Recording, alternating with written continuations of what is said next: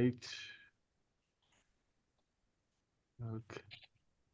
Welcome, everyone, to Torah for today, March 28th, 2024, and with our cast of characters here, ready to study some Torah.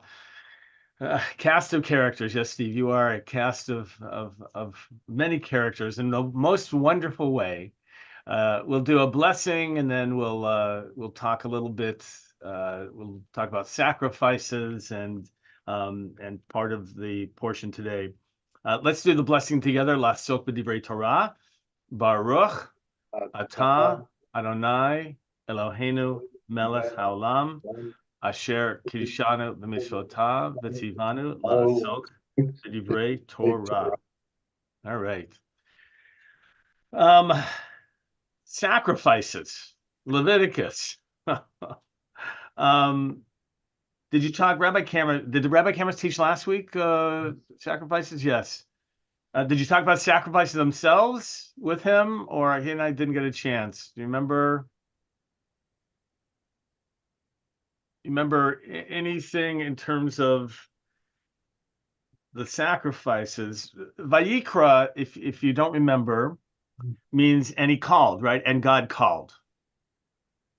It's interesting that there's many, I think, parshiot portions that probably could have been called Vayikra or Vayomer, and he said, but this is the only one in which you have Vayikra. If you think about the names of the books, right, I just want you to think for a moment. We have Breshit. What's the second book of the Torah? Shemot. Okay, Shemot. The third one? Yikra. Vayikra. And the fourth one? Bamidbar. Bamidbar. And it's interesting. I find it interesting. I don't know if you're aware of this, but the portions, the first books of the Torah, all are connected in terms of each book to each other. So, for example, I wasn't planning on doing this, but hold on. The beginning of the book of Shemot begins this way. I just want to. Ve'ele Shemot b'nei Yisrael habayim Mitzrayma et Yaakov ish uveito ba'u. Right? Ve'ele, and these are the names. Ve'ele Shemot, the names of b'nei Yisrael. So interesting that notice how it begins the second book with a vav, with the and. Begins Breshit, and then Ve'ele, and these are the third book, Vayikra, and God called. The fourth one, Bamidbar, I will give you. Vayedaber Adonai El Moshe Bamidbar Sinai Ba'ohel Moed. Vayedaber. What is that, right? Again, George? And he spoke. The first four books, after when it starts Breshit, each one is connected to the previous book. And that, I find that fascinating, that there is a continuity of all these chapters. And then, right, George, I don't know if you thought about it. Yeah, the last one, I'm looking at it here. Oh, you're looking at it now. George, the last one, the fifth book, is not, there's no Vav. Right. Huh. Interesting. Eila Hadvarim, these are the things that Moses addressed. Yeah. So what would you learn from those, the connection, the first four books and then the last one? The last one's sort of a summary. Okay, a summary. Good. Steve, what do you got? Well, you've got the four books could be thought of as a unit, and then the last book could be thought of as an epilogue, perhaps. Okay, excellent. It's an epilogue. Good. And there is a view, by the way, historically, that the fifth book is actually a completely separate book. Yeah. And so that when King Josiah was cleaning out the temple, some of you may know, they believed that they found the book of Devarim, of Deuteronomy, and it was actually a separate book, which is why with the theory of JEPD, remember the biblical, if you will, what's the term I'm looking for? The biblical understanding of the 5 books, JEPD. The J is Yahweh, E is Elohim, Elohis. P is priestly tradition, which is a lot of Leviticus. And the D is Deuteronomy, Steve, which was seen as a potentially separate book, if you will, and which would explain why we have differences between what's there and in other books as well. Why do you think the middle book, Vayikra, out of all the 5, it's so generic, isn't it? Every other book really does help to explain. And Bereshit, the beginning, Shemot, these are the names of those who went down to Egypt, and it talks about them. Vayikra, I mean, and he called Bamidbar in the wilderness. That makes sense. The last one, Devarim, these are the words. Any suggestions about why Vayikra why they would have chosen that and not a different name, maybe?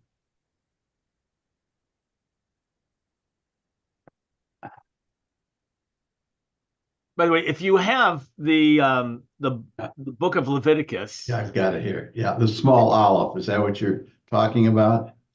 Well, there is a small aleph, which is George, which is the question is whether there was an aleph there or not, and whether the small aleph indicates that it was. I don't want to go back to that portion about what it means, but he called. Yeah, Leora, you have something? I'm thinking, when you really want to have people pay attention to you, you have to call them. So maybe, in fact, the Vayikra, this rather pedestrian name, and he called, is actually is a clarion call to, like, God is calling to you, and Right. he's sharing this with you. I don't know if you've heard before that the book of that when they began teaching Torah to young children, they did not begin with Genesis. They did not begin with the stories of Bereshit. Oh. What book did they begin with? So, Vayikra. I mean, could you imagine for young kids starting with the sacrifices? Now, why do you think that they would do that? Why do you think for the rabbi starting out with this book of Vayikra would be more important than about the patriarchal stories, the beginnings, about the Exodus itself?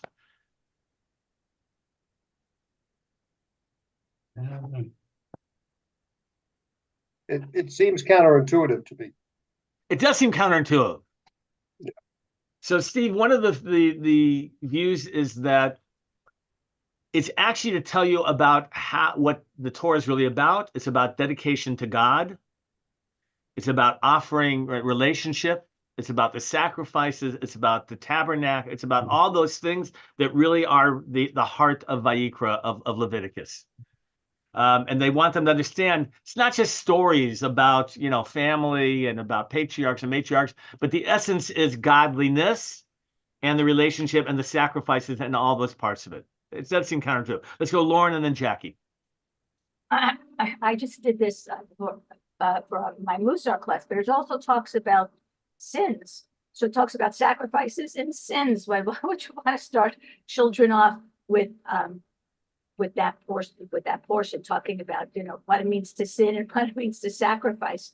And it's like, why put those ideas in their head to begin with? Okay, very nice. So there's lots of aspects, and we'll talk about them, maybe the sacrifice themselves. Jackie, go ahead. Have someone with a degree in elementary and special ed. Sorry, did I freeze for you? Can you hear me? Yeah, you're a little bit, you're going in and out a little bit. Okay, hold on a second. I don't know what's going on. It's repetitive.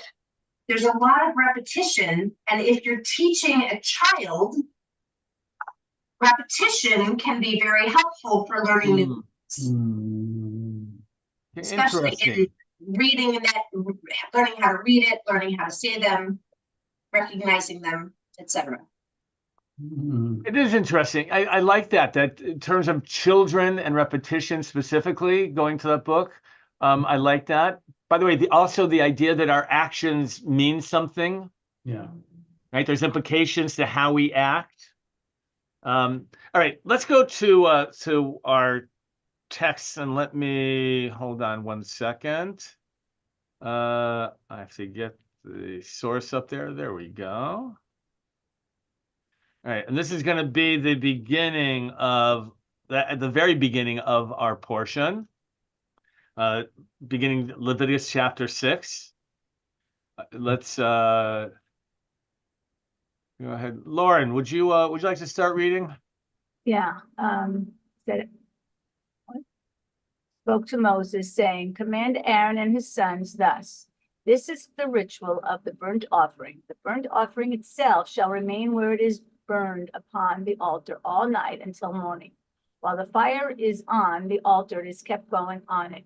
The priest shall dress in linen Raiment, clothing, raiment with linen breeches next to his body, and he shall take up the ashes to which the fire has reduced the burnt offering on the altar and place them beside the altar.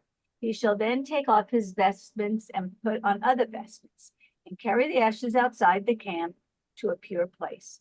The fire on the altar shall be kept burning, not to go out. Every morning the priest shall feed the wood to it, lay out the burnt offering on it, and turn it into smoke. The fat parts of the offerings of well-being. Perpetual fire shall be kept burning on the altar, not to go out." All right, this is the very beginning. And this is, I'm just going to show you a little bit of the Hebrew. V'daber Adonai el Moshe lemor, and God spoke to Moses saying, Sav, command, like, by the way, mitzvah, you recognize that? Sounds the same shore, same root. Sav et Aharon v'et banav, command Aaron and his children, saying, Zot Torat ha'olah, this is the teaching, here Torah means teaching of the olah. Hi ha'olah al mokdah, that this is the burnt offering. This is one of the different sacrifices, the olah. And there was an olah in the morning, and there was an olah in the evening. Anybody know what the olah was? What kind of sacrifice? Yeah. Yeah, George? Yeah, they burned the whole thing, didn't they? They burned the whole animal, correct? Yeah, there's no something for the Kohen, you know.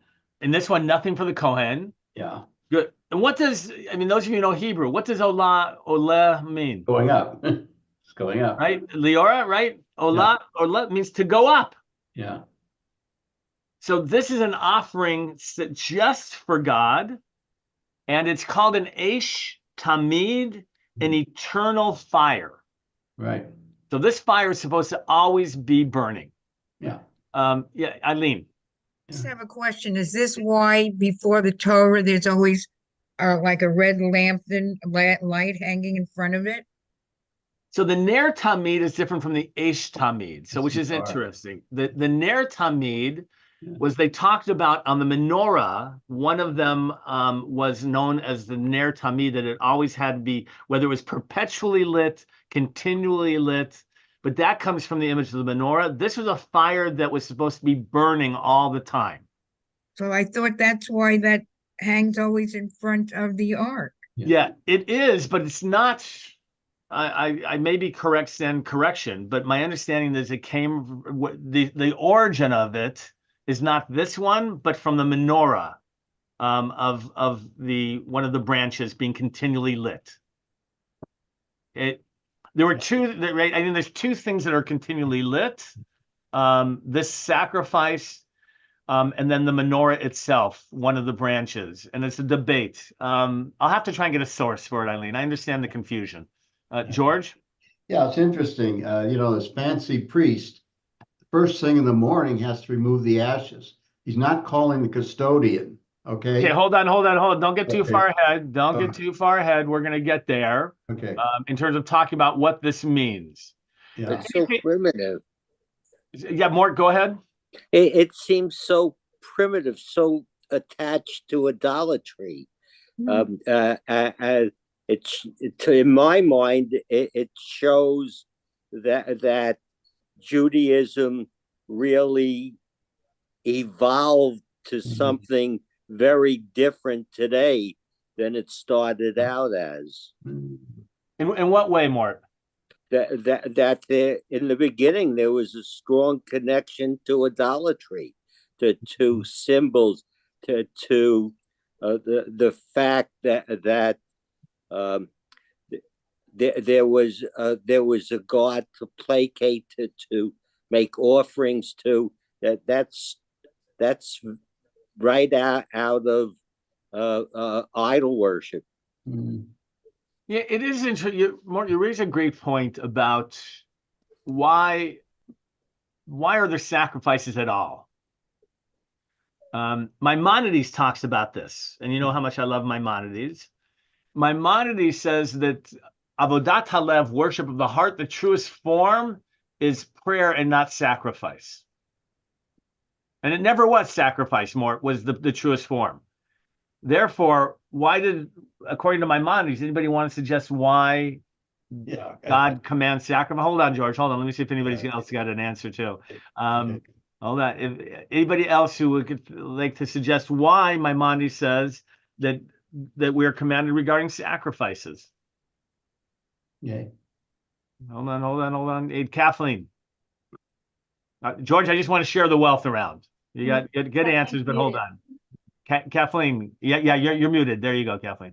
Well, I think loving God requires sacrifice, and it's requiring the animal part of us, which is why we sacrifice the animal and allow that part to ascend to heaven. And hopefully that we're using that inner transformation from that to recall what we have to do in our daily lives to make room for God in our life. Because if we don't make room, that's a sacrifice, because it takes away from the secular in a way, but it makes it holy. Does that make sense? Yeah, it does. And I love that as an explanation about sacrifices in general. Mm-hmm. In general, I love that explanation. But here's the question. If Maimonides believed that the sacrifices were actually not the truest form of worship of God, avodat halev, why would God command sacrifices? Because they thought it concretely, and they thought in the way their culture thought. And before we find symbolism in something, we think about it concretely. It's like children think concretely, and then they think abstractly. The Jews thought concretely. I mean, they were so concrete they needed the golden calf, right? And so God gave them the tabernacle instead. This is another evidence of the concrete thinking, and from that we grow into inferential thinking. Good. So we'll go ahead, Lauren, add on to that. So in my portion, so obviously we don't make animal sacrifices today, and I'm not even sure what God did with the sacrifices that they were making. I mean, what was God doing with all those sacrifices? But if we're all in the image of God, so what sacrifices do we make for each other? And I think that's what it gets you to think about. It's like, does it bring you closer to somebody? Do you think about the sacrifices, or are you just doing them? So when you make a sacrifice for a child, are you thinking about it's a sacrifice, or you're just doing it because you're doing it? And then when you look back, you think, did you sacrifice a job? Did you sacrifice your career? Did you sacrifice your time? Or you just were doing it because that was the right thing to do? And I think it just gets you to think that you're closer to somebody, your heart is close, you're doing it with an open heart. And I think that's what this. I love those exercises. I want to go on. So let me I'll tell you in terms of Maimonides. Maimonides says, and Kathleen, you touched on a little bit, I got it. That the Israelites weren't ready for it yet. Yeah. Right? They just weren't ready. Yeah. Right. That's all they knew, Kathleen, right? Were the sacrifices of the world. This is where they were at. And if God, right, Mort, if God had said, look, forget about sacrifices, that's not the truest way to worship me. Just open up your hearts and pray to me. Right? They would have gone like, what? Like, so they just weren't ready for it. And according to Maimonides, God gives us the commandments that we need at that time. Yeah. So it's kind of, there is this beautiful notion that Steve, we're on a progression, if you will. Humanity, as we understand more, we're able to understand the truer intention of God. And that fits in with Maimonides as an ideas as well. Yeah. All right, let's go on to continue. Oh, Kathleen, you have something? I like something else, and it was Lauren that made me think of it, which is it's communal. And I think that the sacrifices being communal and involving everyone also developed a sense of community, which I think was really, really important because they didn't all have that. Remember, at times they were thought like a mob, at other times, not so much, but they were individuals and God wanted them to come together as a whole. And one of the things that the sacrifices did is it brought them together as a community and enabled them to have respect for something larger than themselves. Yeah, they were communal, but yet on the other hand, they were offered not, the people weren't there all together offering these sacrifices. The Kohanim did it on behalf of the people. On holidays, think about, Passover's coming up. Each one would bring their own sacrifice. It was separate though. So there aren't a lot of communal ones, but the Olah was offered up on behalf of the people by the Kohanim. But I like the sense that what you're talking about in terms of community, people coming together, that it was a location that you could share, right? You'd pass people who are giving different types of sacrifices, which is interesting if you think about it, right? If somebody's walking on the way with an asham, would you know, oh boy, they were guilty of a sin, right, Steve? Was this one guilty of that? Was this, depending on what they brought? The Olah, though, was given and paid for by the community. That was part of their of the donations to the temple itself, and that's where the Olah was procured from those funds. All right, let's go on to the next source. Hold on, let me get you there. All right, this is from Rabbeinu Bachya, who is mid-13th century, right, to beginning of the 14th century, and he's in Spain. So let's read this, and let's go on. Let me George, you want to read? Yeah, okay, that's what we said before, right? The priest shall put on his fitted tunic, and he shall put on linen trousers on his flesh. He shall remove the ash. The Torah is teaching us here that even removing the ash, which is not serious service, requires the priestly garments. It also requires a priest. Again, you don't call it. Hold on, don't go too far. Okay. Don't go too far. Hold on. Okay. So it requires wearing the garment. Right? This is not just a casual thing that you did. This is not just a job. One of your duties you had to go, and that was not, pretty, but you're not wearing old blue jeans and a t-shirt. Correct. This required absolute right acknowledgement of your role of being a priest. Okay, we're gonna take a different direction here. Let me have Rob. You want to read, or Linda, one of you? You have to unmute though. Oh. You're not unmuted yet. We'll go. There you go. All right. This is from the Mishnah. And again, those of you who are not so familiar with the Mishnah, Mishnah is about the year 200 CE. It's codified. When we say that, it means that it was finalized in its form. It was memorized. It was an oral tradition that was passed on, and it wasn't written down until later when we get to the Gemara and they start writing these things down. So this is Mishnah. Yoma means day. It's related to, actually, it's the section on Yom Kippur. Yom Kippur, Yoma, is Aramaic for the day. So go ahead, Rob or Linda, whoever wants to read.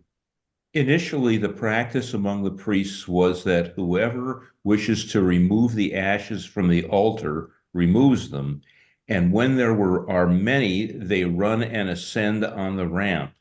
Any priest who precedes another and reaches within 4 cubits is privileged, and if both of them were equal, the appointed priest says to all the priests, "Extend your fingers." All right. So here you're probably wondering, what the heck did you just read? There you go, Rob. Exactly. So what they would do is it would actually be at first a foot race. Whichever priest could get there first. Look at Bruce. Bruce is trying to imagine the priests, right, having a running competition.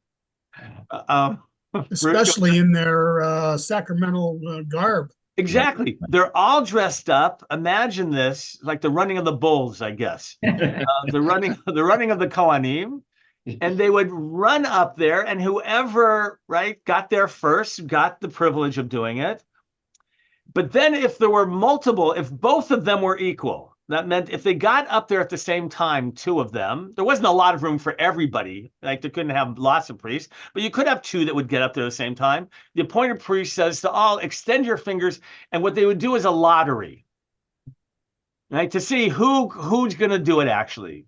You know, you might say it is kind of like, you know, rock, paper, scissors, maybe, you know, who you're going to get to pick, but it's a lottery picking who would be able to do it. All right. So this is chapter 2, Mishnah 1. Rob, I'm going to have you, this is now Mishnah 2 of that same chapter. Initially, that was the procedure. However, an incident occurred where both of them were equal as they were running and ascending on the ramp, and one of them shoved another, and he fell and his leg was broken. And once the court saw that people were coming to potential danger, they instituted that priests would remove ashes from the altar only by means of a lottery. There were 4 lotteries there, and this was the first lottery. Is that great? Steve? So now, Bruce, imagine it just didn't turn into a running competition. Now it's a wrestling match, right? Where they're pushing over your fellow priests in order to do this. How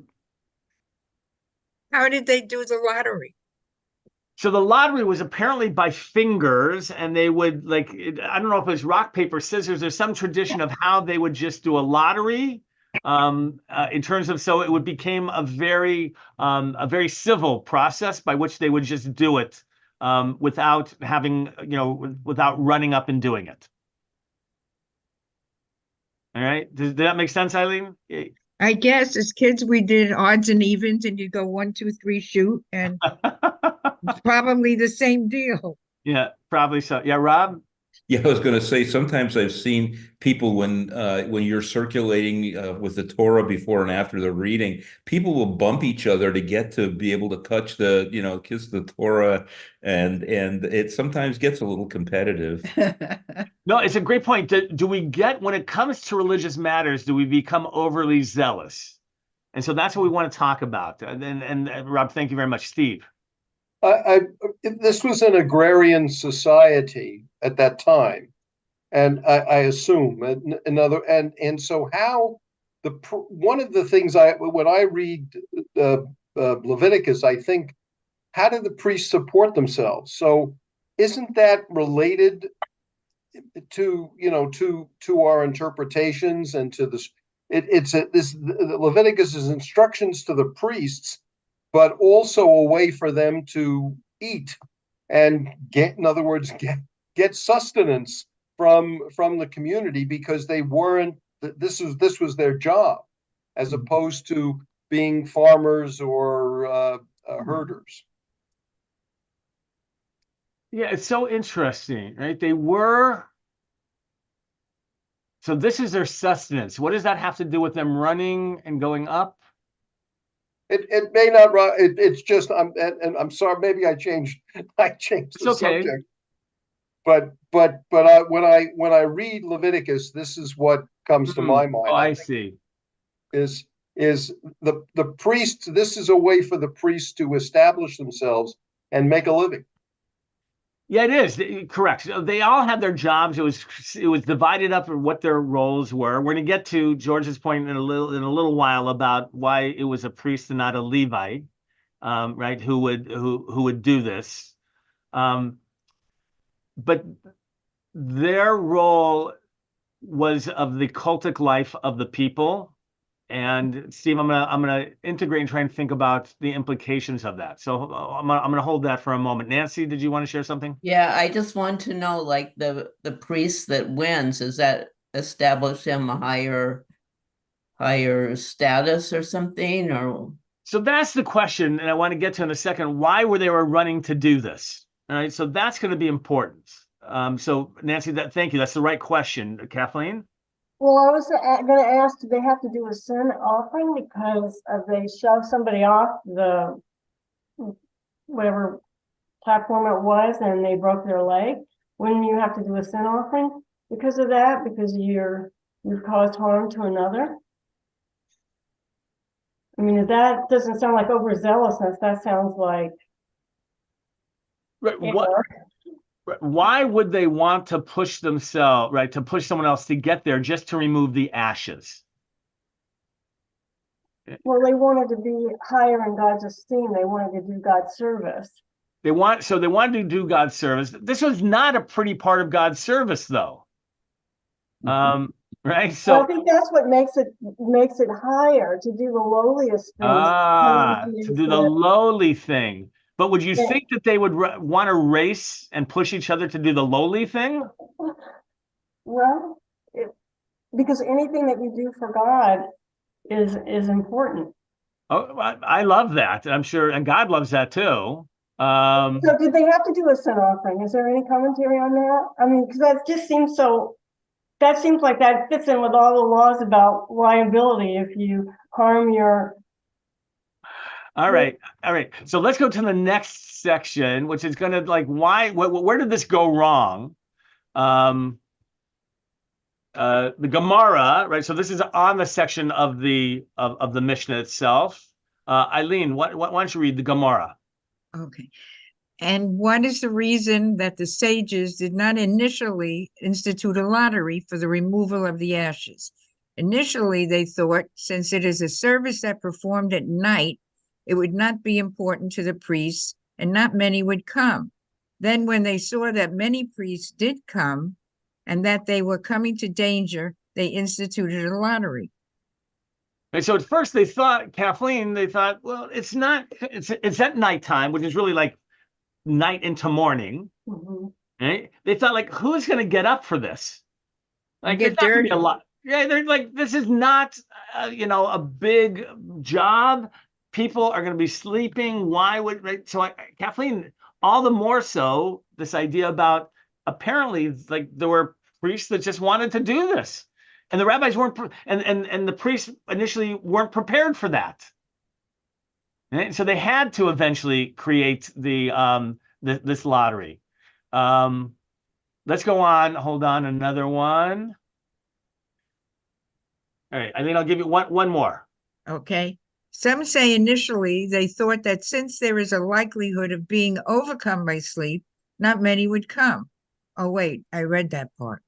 But there is the burning of the limbs of burnt offerings and the fats of other offerings, a service for which there is the same likelihood of being overcome by sleep. And nevertheless, the sages instituted a lottery. Lying down to go to sleep is different from rising in the middle of the night. So the rabbis are trying to figure out, right, why is it that they didn't initiate a lottery at the beginning? And why is it they thought that people weren't going to come out for this? And they're giving all the reasons of why they thought that this would not be an attractive, role and job. Go ahead, Eileen. When they did this particular sacrifice, there was nothing left of the animal. Is that correct? Correct. Because that's why it's, yes, go ahead. Later on, they would have a sacrifice, and then what I believe it is, whatever's left over, like the food would then go to the priest. Not on the Olah. As we said before, the Olah was completely burned. That one was completely burned.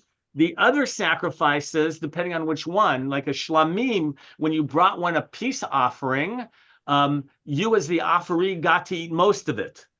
Eileen, you burned a little bit of it. The priest got a little bit of it, but you got most of it. When it came to a sin offering, you didn't eat of that either. So each one was a little bit different who could eat what. All right. Let's go to another source here. And this is from Shulchan Aruch. If you don't know, Shulchan Aruch is one of the most important books that, according to the rabbis, Rabbinic Judaism. Shulchan Aruch is 1500s, and it is the definitive source of Jewish law from the Middle Ages, if you don't know this. In fact, today, even in Orthodox, strictly, communities, they would go back to the Shulchan Aruch in the 1500s to find out what behavior, what you're supposed to do. So it is the definitive source. This is Joseph Caro as well, and Isserlis. Right, George, you know this part about Sephardic and Ashkenazic traditions that we have. So let's read. Bruce, you want to read this one? You have to unmute. Sure. One should strengthen oneself like a lion to get up in the morning to serve your Creator, so that it is you who awakens the dawn. All right. So what is that Bruce trying to teach us? Instead of getting a rooster, you're supposed to get up. Okay, good. In servitude to God, it's good to be the first one to awaken. Good. If you want to serve God, Kathleen, I think that's what you were alluding to, right? You get up early. You get up early and you serve God. There's an expression, mazrizim lemitzvot. One should hurry to do a mitzvah. And there's two areas where this falls in. Anybody know? For example, in regard to building a sukkah, this principle that one should hurry to do a mitzvah. Anybody know what practice there is when building a sukkah? When are you supposed to start building your sukkah? Right after Yom Kippur. Right, Bruce, exactly. Right at the end of Yom Kippur, before you break the fast, correct? Correct. Before you break the fast. Now, you're not supposed to build the whole thing, George, of course, but you're supposed to start You're it. getting pretty hungry by this time. You are. You're not selling fruits. But whether it is starting the first poll, whether it's getting it out, like something, and Bruce, it comes from this principle, one should hurry to do a mitzvah. Yeah. Also, anybody know when it comes to a bris, to a brit milah, the principle? Morning is better. Good, George. Morning time. Yeah. In the day, most, it's gotta be the day. Morning, the earlier the better. That's right. And with most traditional communities, and again, this is like that overzealousness, right, George? It's like, I'm better than you because my bris is earlier than yours. Right? Mine's the first thing in the morning, and when I had a short one. But those are principles, and so the same thing. If you're going to serve God, get up early and begin your day early serving God. Very good. So now, how do we serve God is going to be the question. How do we serve? What's the role that each of us have in serving God? So hold on here. Right, this is Shabbat 19a. That's the page in the Talmud under the tractate of Shabbat. Let's, Nancy, would you like to read? You haven't read yet. Rav Sephra would roast the head. Rava salted the shabuta. Shabuta, which is a type of fish. Rav Huna kindled lamps. Rav Papa spun the wicks. Rav Hista cut the beets. Rabba and Rav Yosef cut wood. Rabbi Zira prepared thin sticks. Rav Nachman bar Yitzhak would load objects on his shoulder and enter, load objects on his shoulder and exit. He said, if Rabbi Ami and Rabbi Asi happened to visit me, I would not load. Would I not? Shoulder before? Would I not load on my shoulder before them? Right. These are all prestigious rabbis. And what are different things that they did, right? Rabbi Shafar would roast the head. We would salt fish. Rabbi Huna would kindle lamps. Rabbi Papa, each one had a job. And who's appointing these people to do these? Are they? Oh, yeah. This is just what they did in terms of regular labor. Right? This is what they would do. Now, why are they talking here about these things that rabbis would do that you might not expect rabbis to do?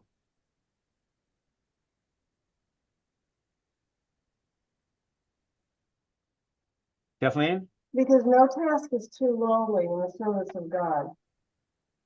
No, what, sorry, one more time. No task is too lowly for the service of God. Okay, good. No task is too lowly for the service of God. Nice. Other possibilities, and in particular, why if we're talking about rabbis themselves, right? What is they're the exemplars. They lead the rest of the congregation, and if they lead by example, then other people follow suit. If they put themselves as too high to do this, then the community can't relate to them in the same way. all right, good.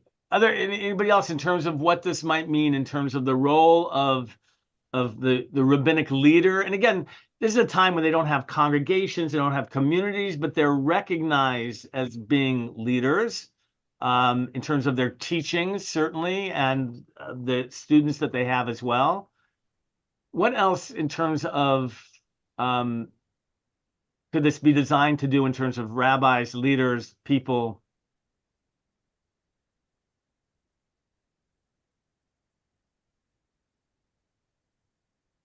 But does it say that they're doing this for God as a sacrifice? No.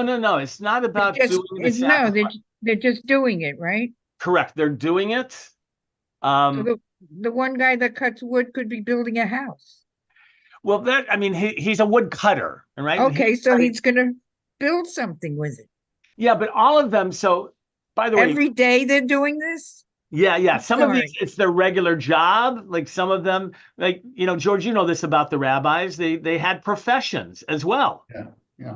They weren't paid to be rabbis, and they had professions. So some of these are just mundane. They're not professions. But each rabbi, some were wealthy, by the way, from their families or business, things like that. But others just had manual labor, right? One of them was a sandal maker. Steve. So I thought that the priests, and that's what prompted my earlier question. I thought at that time the priests, this was their total avocation. This is all that they were doing at biblical time. The priests they jumped to the rabbis. So I want to make that clear. Oh, I didn't understand. Yeah. So the priests that was their full-time job. Mm-hmm. And now we're going to talk about why then about the ashes and what's the comparison to the rabbis who do this other kind of menial work. Okay. So that's what they want to get to. What else does that mean? If you have rabbis who are doing things that you normally wouldn't expect them to do, to carry things, to do things, what else could it be trying to convey and teach to the rabbis or to people? Sacrifice. The sacrifice of time is important. Sacrifice to the service is important.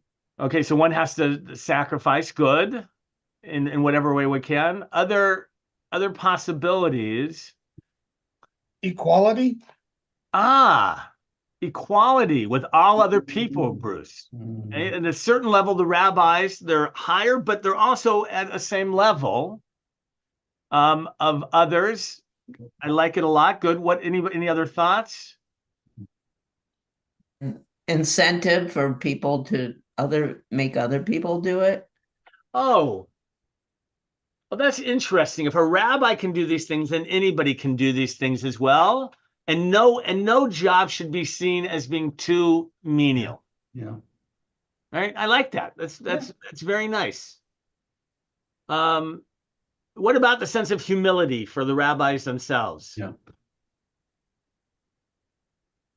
Right. What does that mean? What do you think that, could be the message here of rabbis and, who may elevate themselves, may be elevated by people? What do you think the message here is of they're trying to about these rabbis doing these mundane things? I mean, what about, when you are placed by people in a higher position, when you are elevated like that, to say, look, you also have to have a sense of humility. Right? You have to know that you're not perfect. You have to know you're like one of the people. And by doing these things, you will help balance yourself in terms of the role you're in and the role in terms of how you respond and how people look at you. Does that make sense in terms of what the rabbis might be trying to get to? Mhm. Right. Let's go on, and we're going to finish we have some sources here. Hold on, and we'll see what makes sense of this. Who hasn't read that would like to read? Who hasn't read that would like to read? Anybody hasn't read? Linda, would you like to read? You haven't read yet. Are you able to? You have to unmute though. All right, this is from Adam Overlander K from Taste of Limud 2015. And what did he write? Go ahead. Maybe the removal of the previous day's ashes is an ancient nudge to remove yesterday's clutter and negativity from our lives, to live without being hampered by the waste of the past. Can we discover that a new day brings new opportunities? If we are complacent, always looking back on past accomplishments, how do we become dynamic on our daily routine? Perhaps success comes to us when we appreciate that each day is a fresh opportunity. Even if we didn't do anything to develop in the last week, decade, the daily removal of the ashes reminds us that we have a new chance. How we grab this chance or how we attempt to get rid of the ashes is our challenge. Isn't that a beautiful connection? Yes. The idea that when we can't be complacent. Every day has an opportunity, and the ashes are from the day before, and never take anything like that for granted. Right? Nice. All right, let's go on. And this is about the priest. This is the one why he has to do it. And who else? Linda, just go on if you don't mind. Oddly enough, the first regulation of Tzav concerns the end of the process. Each morning, the priest must perform the mitzvah of Teruma Hadashen, lifting and removing the ashes of the daily whole burnt sacrificial offerings that burned on the altar for the night. But this is not so surprising. This sacrifice is a command for all time, a perpetual ritual cycle endlessly renewed with the new day. What is more surprising is that the priest has to clear away the ashes himself. This nasty chore is not regulated to the tabernacle servant class, the priest's cousins, the Levites. The priest must change out of the splendid vestments, put on more clothes, and dispose of the ashes personally. Clearly and classically, this is a lesson in humility. Let the exalted priest get too big for his linen breeches. He must do some sort of common dirty labor. He should know something of the life of those for whom he ministers. He should be reminded that his function, even when robed in precious fabrics, is a dual servitude, serving God, serving Israel. And the people who see him at his task will also be reminded that the priest is like them, a laborer on God's earth, a person. The lesson will be drawn by priest and Israelite that humility is a component of the service of God. So, George, that was from the very beginning, right? You were making that point that it's not relegated to a Levite, but it's actually a Kohen who does it. And so what final lessons do we learn then about this, the cleaning of the ashes and the role of the Kohen? The Kohen shouldn't feel that he's above that type of work. Good. And in fact, this is what drew them potentially. Why is it that so many of them wanted it, Linda? Is that they saw this as being a way to serve God, was to diminish themselves, to be humble, to be part of the people. And they might not have realized why so many of them wanted. That's the question, Linda, right? Why did so many run to do this menial task? What else? What other lessons do we want to take from today's teaching? Kathleen, you have to unmute though. I love the lesson about removing the clutter from our own lives every day. I thought that was beautiful.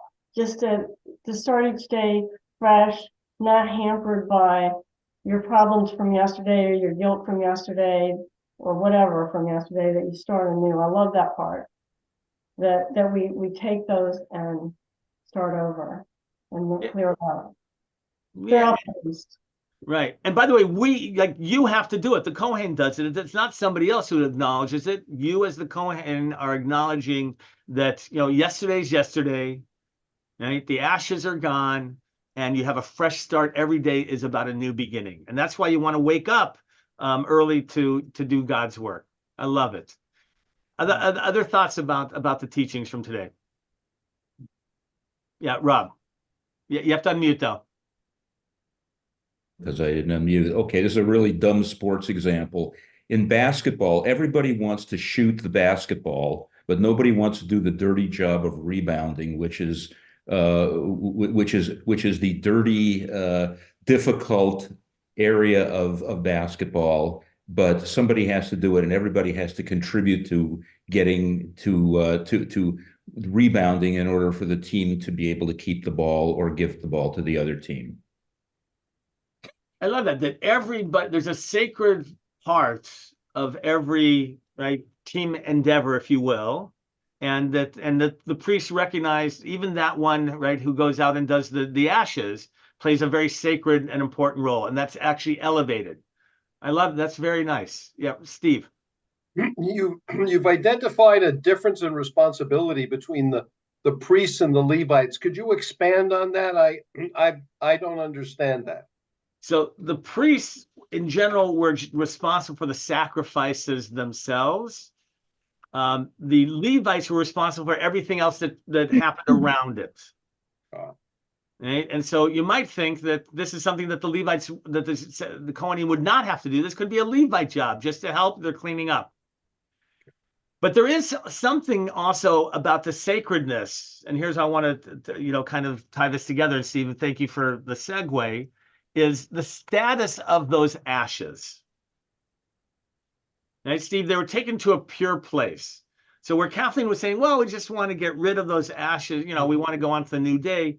What's actually the status of those ashes? They're actually sacred to some degree, Kathleen, right? They're taking them out to a pure place. So those like that day that you had that happened the day before, there is something about it that you want to hold on to the holiness of it.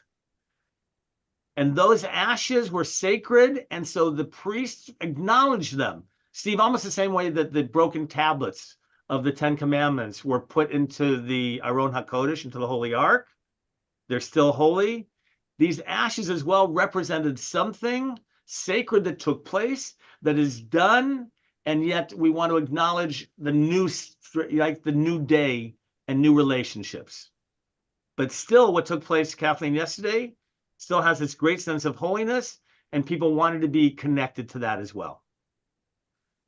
There's a lot of lessons. I gotta say, yeah, go ahead, Lauren. I'll give you the last shot. Reminds me of the I don't know her name, the woman who helps people declutter their houses. I forget her name. It was a big guy.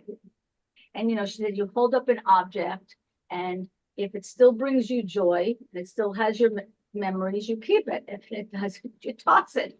And that's I forgot her name, and it was a big thing. Marie Kondo.